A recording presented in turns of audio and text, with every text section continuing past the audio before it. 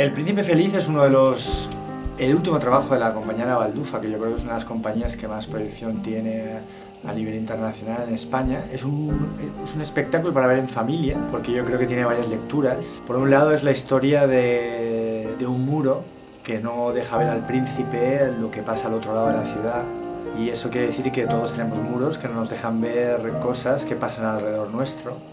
También es la historia de un hombre que llega tarde, como este príncipe, ¿no? Que cuando está muerto y está en estatua se da cuenta de la cantidad de cosas que quiere hacer, y para ello llama, como en las grandes historias, a un héroe o una heroína, como es la golondrina, y gracias a ella pues hace una acción enorme que es compartir. Entonces estamos hablando de un espectáculo donde la luz es muy importante y un espectáculo sobre todo de muchas emociones. Pues os invito a que vengáis a verlo, porque nosotros estamos muy contentos con el resultado.